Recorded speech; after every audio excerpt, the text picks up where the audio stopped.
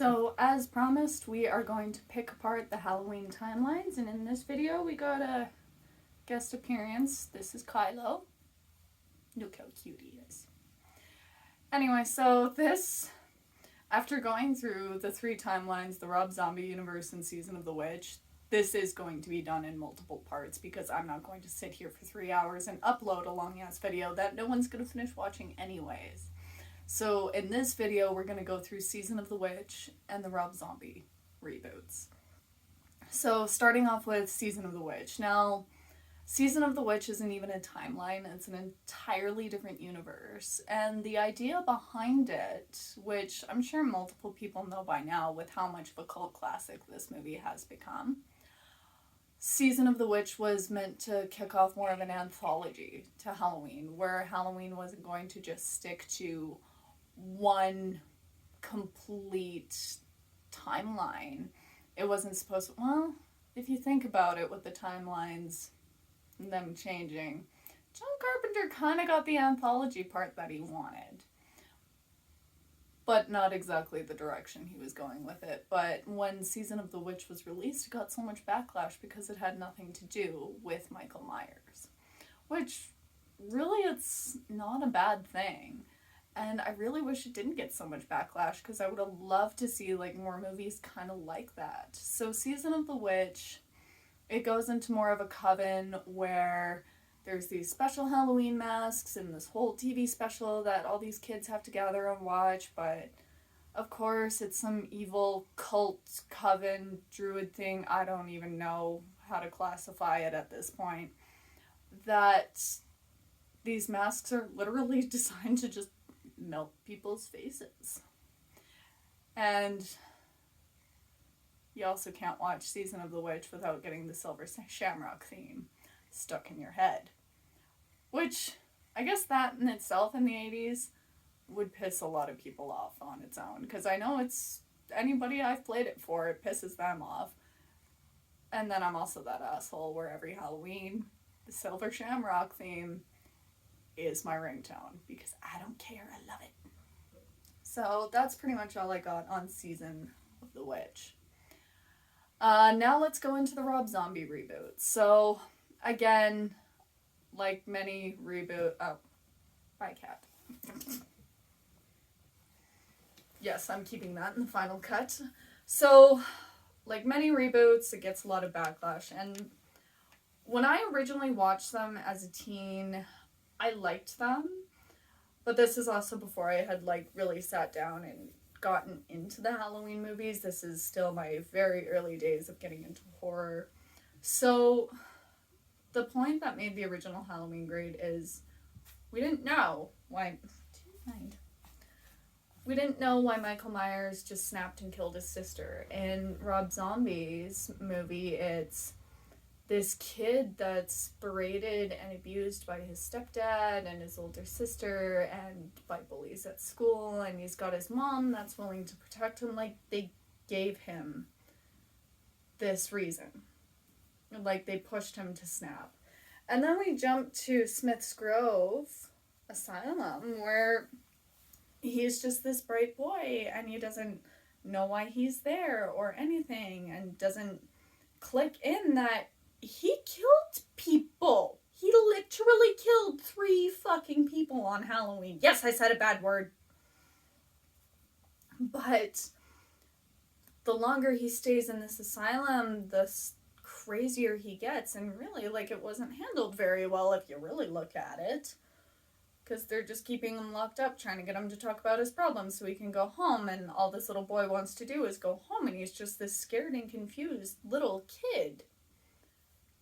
And was kind of failed by the medical system. I'll say it. You see it.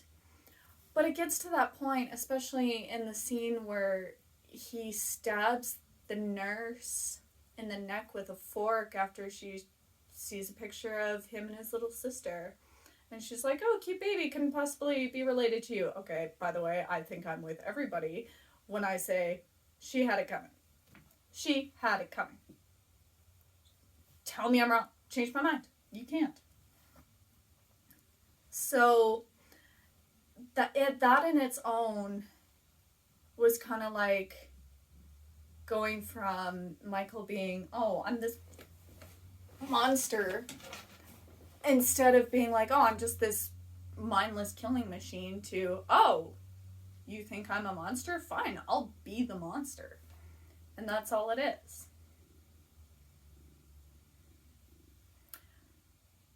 The joys of recording with a cat. Now, again, like, it does follow the original storyline. Michael escapes from the asylum, goes back to Haddonfield, all that. And, well, we know the rest of the story. Dr. Loomis comes, save the day. Then we go to Halloween 2. Now, this is where Rob Zombie loses me. And I'm genuinely a huge Rob Zombie fan. I really do like his movies. I love his music. I've read The Lords of Salem multiple times. Don't even think about it. You know, it's kind of like watching those interviews with celebrities where you just put them in a room full of kittens or puppies, except my cat is a 20-pound lump, and as much as he's trying to be cute, he's really just annoying. So forgive the interruptions in this, but I'm not editing this out. This is fun. Until he steps on my hair. Anyway, mass digression. So, you gotta fuck off. I'm sorry. Okay, now I can concentrate. So Halloween 2. A few years later, Laurie's obviously traumatized. So is Annie, who she's living with. She's living with Annie and her dad. And, you know, like, part of trauma is you have a lot of anger. And you take it out on the people closest to you. But that's all she does. That's all Laurie is doing for 2 hours, is she's either sobbing uncontrollably or crying and having nightmares and freaking out, or she's just screaming and losing her shit on the people trying to help her. And that's literally all it is for Laurie for 2 fucking hours. Now, introduce Michael, which all of a sudden him and Laurie have like this whole telekinetic bond. And then at the end of the movie, she snaps and you see her in the asylum too. And she's gone completely loopy, which, don't get me wrong, with the events that happened, you'd go a little crazy. But it's almost like showing that she is now destined to become the next Michael Myers.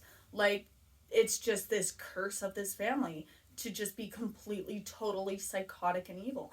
And not even evil, just psychotic killing machines. That's the route he went for it. And also, I'm all for a bloodbath for gory movies, but that's what made the original Halloween so good, is there wasn't a lot of blood. You got some cool kill scenes, don't get me wrong, but Rob Zombie, like, you just went over the... You Rob Zombied it. And that's why so many people don't like it, is because he went in and just added a bunch of heavy metal and craziness and boobs and heavy metal. And boobs. And blood. So much blood. So much blood. So yeah, there's the breakdown of Season and the Witch and the Rob Zombie movies. Tomorrow night, or whenever I get around to it, no, it'll be tomorrow night. I'm a promise this one.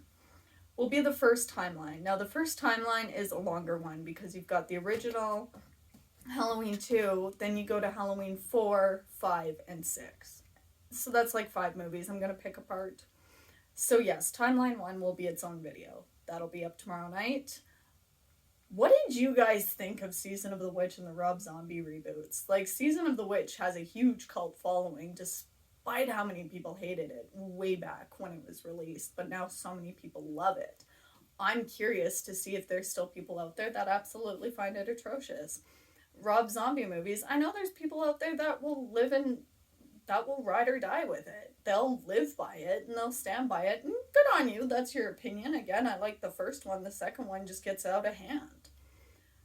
But let me know what you guys think about it in the comments. I'd love to hear your opinions on it because, well, you gotta listen to my unwanted opinion and me kind of rage a little bit about the second one.